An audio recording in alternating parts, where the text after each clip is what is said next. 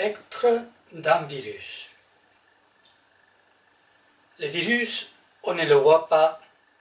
et pourtant on fait, ou on doit faire du moins, par un fort pressant et même très mimétique, voire dans certains cas très autoritaire principe de précaution, comme s'il était partout. Dans la plupart des cas, nous dit-on, on ne voit même pas ses effets, et donc, comme l'innocence, un principe présumé par les droits, mais ignoré dans des situations exceptionnelles.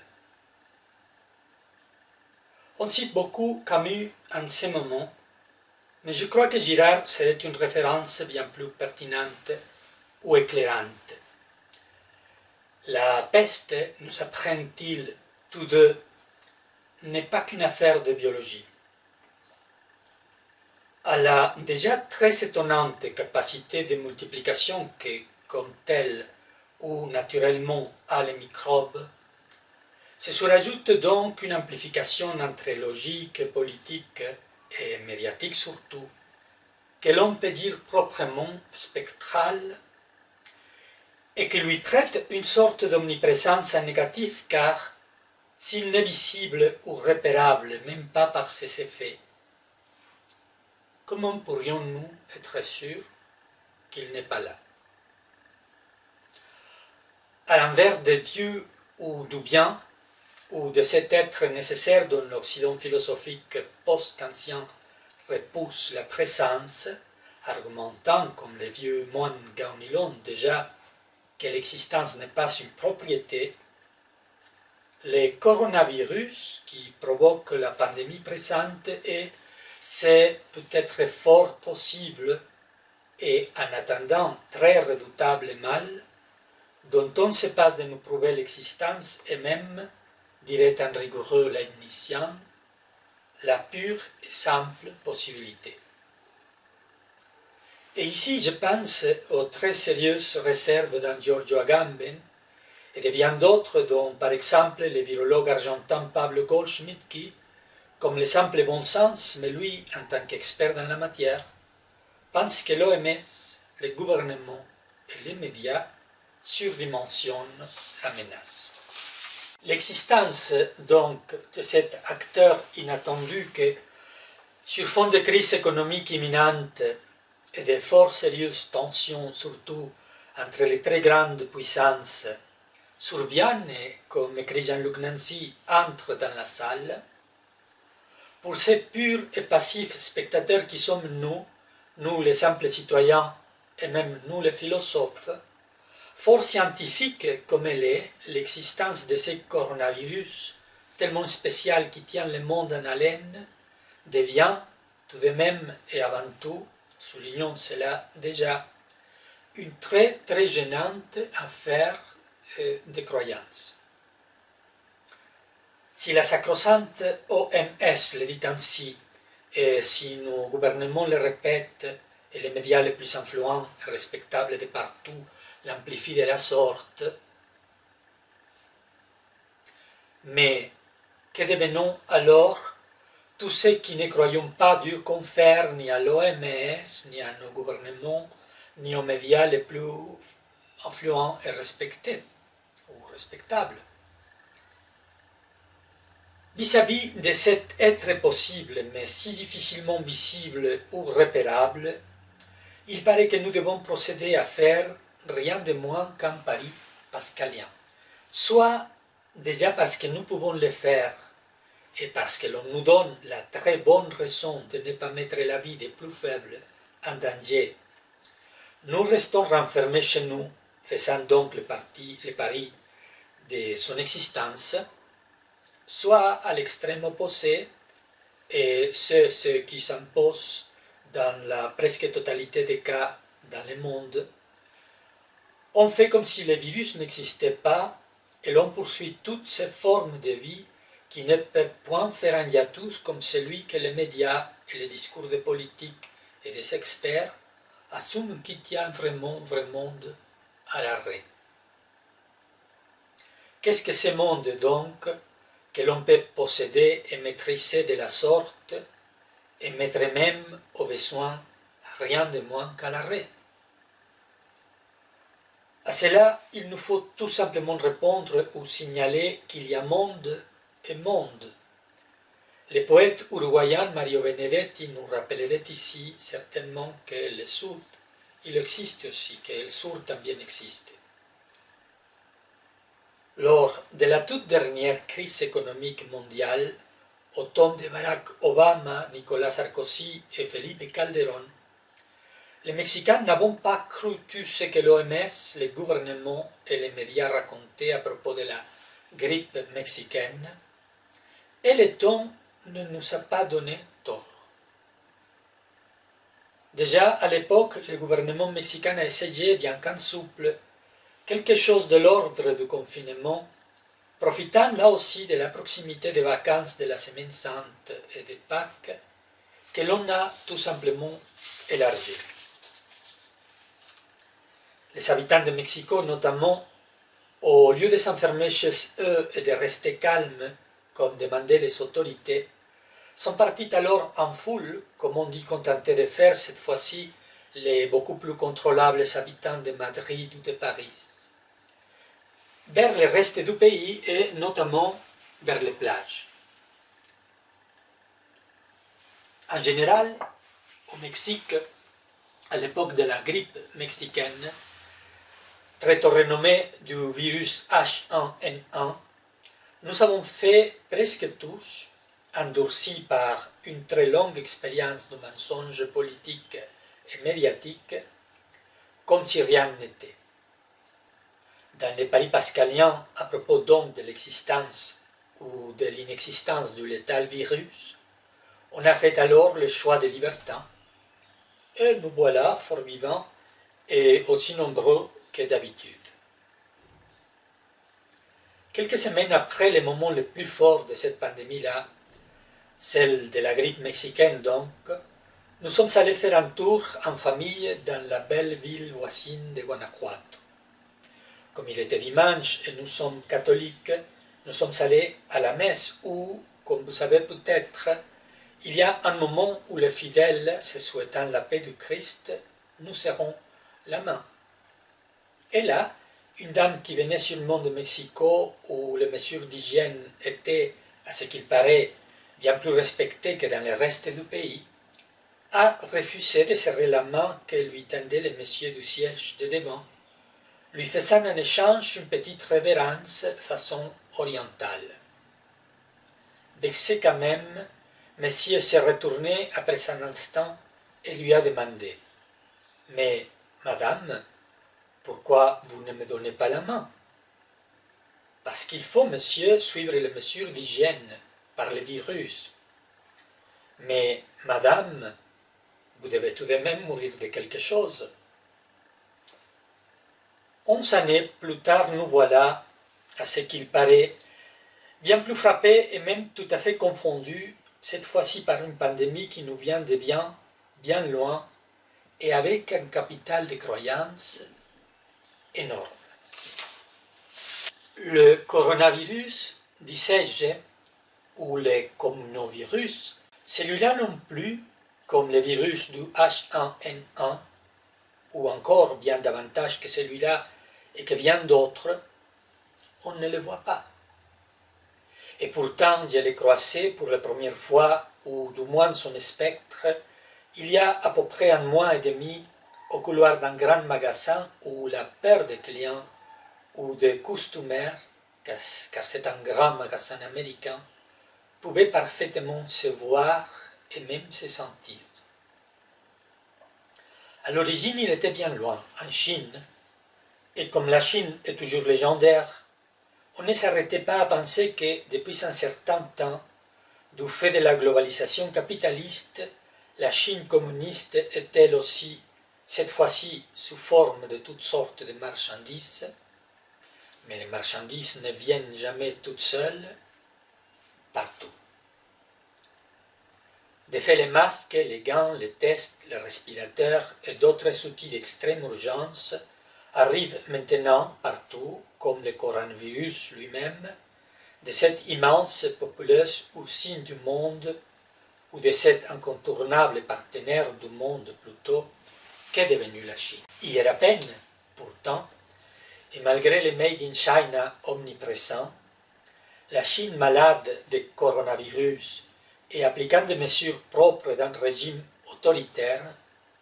restait aussi légendaire que dans la troisième des règles de la morale par provision où, pour les tout premiers lecteurs de Descartes, c'était assez clair que l'on ne devait pas se soucier des affaires touchant des royaumes aussi lointains que celui du Mexique ou que celui de la Chine. Et puis, soudain, comme si c'était une étonnante marchandise ou même une très révolutionnaire invention venue dans les bagages de Marco Polo ou suivant la de nouveau très prometteuse route de la soie, les voilà l'ennemi invisible en Italie, au cœur même de l'Europe et de l'Occident tout entier, y compris notre Amérique à nous, et au cœur surtout, et cela est bien sûr très important, même à Wuhan déjà, de l'Église ou du monde chrétien. Chez nous, son spectre est arrivé par chance, presque en même temps que le tout premier cas officiellement confirmé,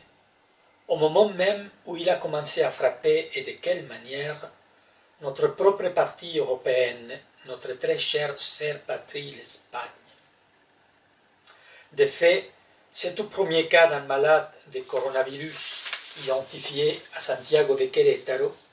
le 11 mars, d'après ce que je lis là sur Internet, correspond à quelqu'un qui, résidant en Espagne, venait rendre visite à sa famille. C'était donc en pleine moitié du carême.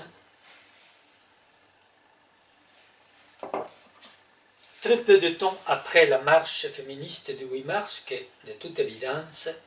le gouvernement espagnol n'a pas voulu arrêter, comme si le virus ne se propageait pas lors d'un rassemblement de ceux qui ont de leur côté la faveur du gouvernement et des médias. Il y a eu même des déclarations très courageusement orthodoxes de personnalités considérant le coronavirus bien moins dangereux que son collègue, car très spectral lui aussi et fort médiatique et politique, le très méchant virus du machisme. Le propre Fernand Simon, le porte-parole du ministère espagnol de la Santé, a déclaré qu'il n'y avait pas de souci, que l'on pouvait y aller se manifester en toute confiance. Y a-t-il un rapport entre cette imprudence-là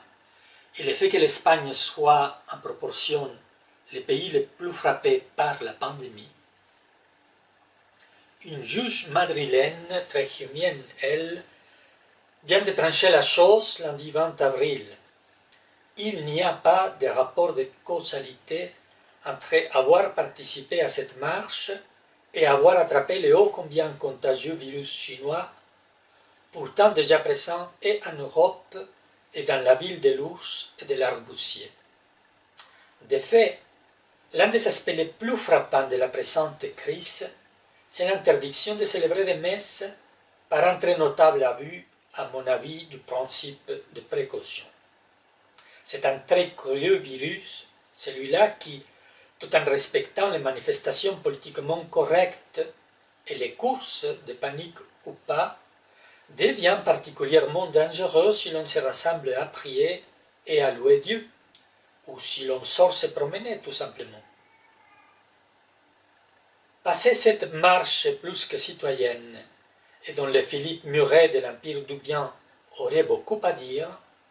tout de suite après, le gouvernement et les médias espagnols ont fait enfin sonner l'alarme, et ils l'ont fait si fort que son bruit s'est répandu jusqu'à Santiago de Querétaro, où les courses du week-end d'après, qui en plus était pour nous l'un de ces longs week-ends faits pour encourager le tourisme, sont devenues, je le disais déjà, de véritables courses de panique. Dans ma retraite ou mon confinement de chercheur, à l'occasion occupée à démêler les arrière-fonds, une crise de civilisation à beaucoup d'écarts comparable à la nôtre, de la querelle entre Ortega et Unamuno, pendant que j'essayais de mettre fin à mon livre Ortega y la philosophia de l'arrabal, j'étais plus ou moins au courant, bien sûr, des nouvelles qui venaient du lointain Orient et aussi de la rebelle Italie. J'étais pourtant très surpris ce vendredi-là quand, allant faire mes courses coutumières, j'ai trouvé qu'à Costco, on ne pouvait même pas arrêter la voiture. Toutes les places formelles de parking et aussi toutes les places informelles ou possibles étant déjà prises. C'était question alors soit de circuler et circuler jusqu'à ce qu'une place se libère, et une place bien sûr qu'il faudrait disputer aux autres, soit de repartir tout de suite, ce que j'ai fait, quand même très intrigué et très curieux de savoir la cause d'un tel encombrement. Je n'ai pas pu acheter les choses que je trouve là d'habitude moins chères qu'ailleurs, mais j'ai tout de même pu faire le reste de mes courses dans les grands magasins mexicains d'à côté, Soriana, où je n'ai pas eu aucun problème à trouver où laisser ma voiture, et où la seule chose étrange était qu'il n'y avait plus ni des oranges, je n'ai pris les 3 dernières, ni des citrons. Côté gestion de la crise, disons ceci très clairement, le comportement des médias et de leurs fidèles est vraiment désastreux. Encourager les gens d'aller tous en troupeau et en débandade, prendre d'assaut les grands magasins par exemple, c'est comme un bouquet et propicier même la présence de l'ennemi qui, nous dit-on, c'est très contagieux et aime en toute conséquence les foules les plus désordonnées. Le lundi d'après, je suis allé voir ce qui s'est passé à Costco, où les courses de panique se poursuivaient, bien qu'avec un peu moins d'intensité. On avait improvisé même quelques mesures d'hygiène, à vrai dire vraiment dérisoires. On nettoyait par exemple, à l'entrée du magasin, les poignées du chariot que l'on avait déjà pris à l'extérieur, en récupérant bien sûr tout ce qu'il y avait dans les mains de ceux qui l'avaient touché auparavant. Et c'est là-dedans, au couloir du très cosmopolite Costco, que, comme je disais déjà, j'ai vu de tout près cette peur collective si bien nourrie par les médias. À la sortie du magasin, j'ai accepté l'aide de l'un de ces messieurs qui poussent les chariots jusqu'aux voitures, rien que pour pouvoir l'interroger. Mais qu'est-ce qui se passe? C'est que tous ces gens regardent beaucoup la télé, m'a-t-il dit, et qu'ils ont peur du virus et aussi de la guerre que les Russes et les Arabes se font à propos du prix du pétrole.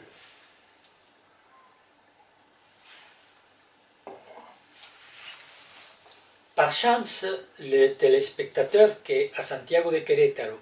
fréquentent ces grands magasins américains où se sont concentrées les courses de panique dont j'ai été moi-même le témoin, si l'on fait comme s'il était en Espagne, il n'était pas en Espagne, heureusement, mais à Santiago de Querétaro. En Espagne même, par contre, les grands carnavals du politiquement correct féministe, toutes ces courses de panique, doublées en plus de quelques grands événements sportifs, l'un d'eux comportant une visite massive de supporters italiens, ont fait, à ce qu'il paraît, de vrais ravages. Il y a tout d'abord de vrais malades et de vrais morts en Espagne et ailleurs, en Chine, en France, au Mexique. S'ils sont ou s'ils ne sont pas plus nombreux que ceux que la grippe saisonnière provoque, ils sont d'autres morts, et c'est bien fait ce que l'on fait pour empêcher qu'ils meurent. J'allais dire tout ce que l'on fait, mais le mot tout, là, les pouvoirs qui gèrent cette urgence sanitaire se contradisent beaucoup dans beaucoup de choses, mais ils le font déjà très gravement dans une chose très importante, dans la chose essentielle, car si d'un côté ils nous font prendre le choix, dans notre cas au Mexique, de rester à la maison, ou s'ils nous obligent même d'y rester, comme on fait en France, en Espagne,